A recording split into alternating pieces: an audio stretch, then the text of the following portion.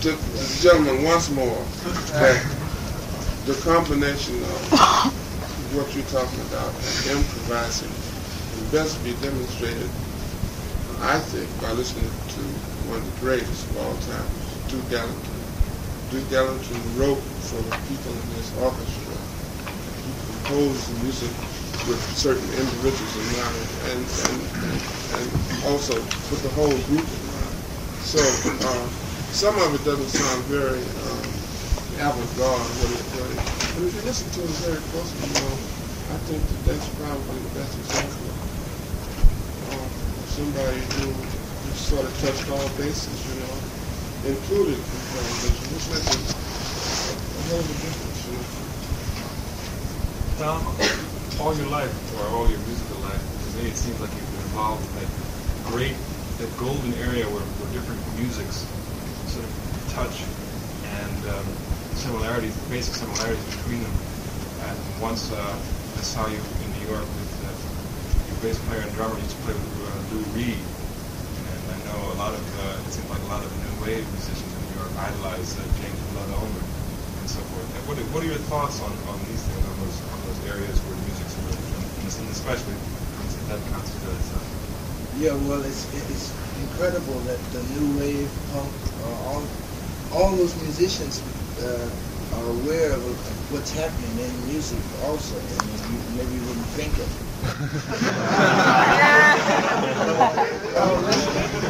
Everyone is listening to everybody. Everyone knows what everyone else is doing. I recently had an experience of touring in England and in Scotland with this group of musicians from the Lou Reed group and reggae group, Prince Hammer and Creation Rebel, plus all girls new wave group called the Slips. Traveled all over.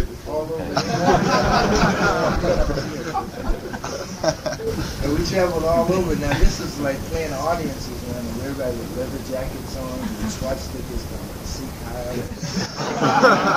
And if they really dig you, they gog you. They spit on you.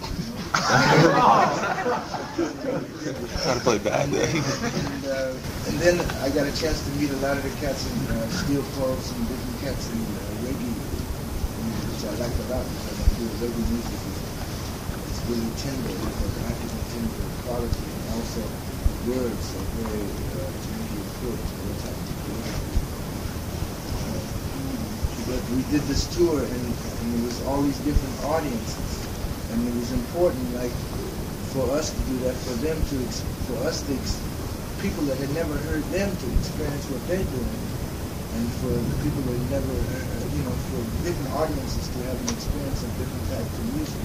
And that is one reason in Europe why there's a bigger audience for music. Everyone in Europe feels that what we call avant-garde jazz music is American culture, and it's presented that way. From America. And in America it's not recognized that way.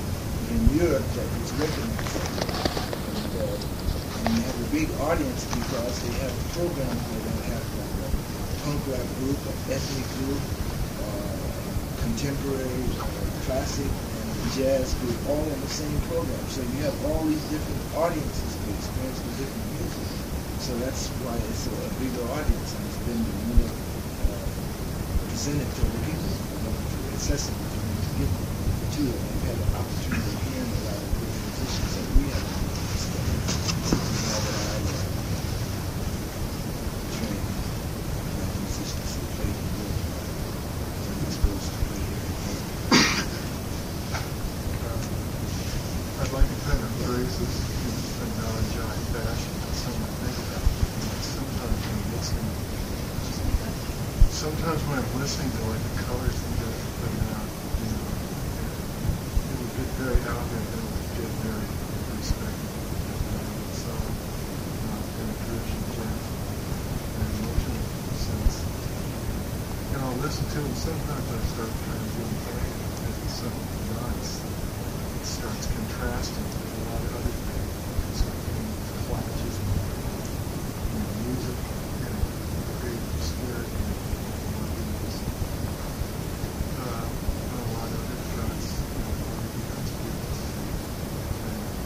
Playing, you feel something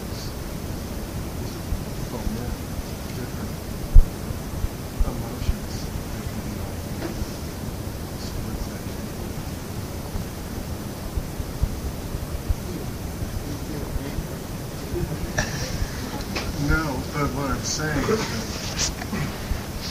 I mean, sometimes it's emotionally draining, and that can take you to different places. Emotionally draining. That's right. That was the first thing you said. Yeah. Not, I guess this to you. Well, we had someone here that at the same time was two people. I am on your right. Anyway, I'm sure we all know the fable of the Ephesians new clothes. And at times it seems when people are talking about new wave, new music, the new thing, that many people are much too willing sometimes just to be taken in because it says new. Now, the interesting thing about you three is that you started off establishing the fact that you had grown out of bebop. You planted down your roots when you were starting. And you haven't really said anything in a sense about new, or the harmonic concept is in a sense new, but that it is you. It's the grounding of the way that you approach the body of music that you play. It may fall under the label jazz or improvisational music or the people's music or whatever. And actually, I'd just like to thank you for the fact that you didn't use the buzzword new at any time. The fact that in that sense that what you represent is the true evolution of the movement. And of course that is you. It's something that, we were just playing in Italy in the time of our band. It's over. So we were playing, where was it? Torino. This distinguished looking gentleman, Italian gentleman, came backstage during intermission and was saying, you sound so beautiful. You guys play beautiful. He says, but you're playing all new dreams. I want to hear some old dreams.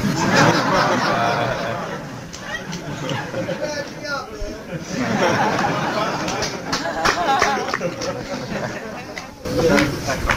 So going? Yeah. In relation to the bass, like how important do you feel it is to have like a classical background on the instrument? Like what kind of bearing do you think like the rigid, say, techniques of the classical musician would have on? Like how much bearing does that have on the improvising bass? Well, I feel that it's very important to know your instrument. It's a never-ending learning process. As far as the classical technique training, I really didn't ever study it. And I studied a few lessons with a man named Henry Heinzek, who was principal bassist on the Toscanini. He's dead now, but he was teaching in L.A. in the 50s. And sometimes I wish, that I had kept studying, because there's really an art to teaching. People can dedicate their lives to that too.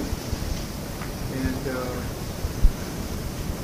but I learned more playing the music that I love by playing with the musicians who also love and had the same dedication to it that I feel that that's the way I learn. I feel that it's also important to learn as much about the technical aspect of music or different traditions as much as you can. It would take more than many lifetimes to learn everything, to study. I know there was, I was reading about Dragonetti, a great classical bass player, and Bottesini.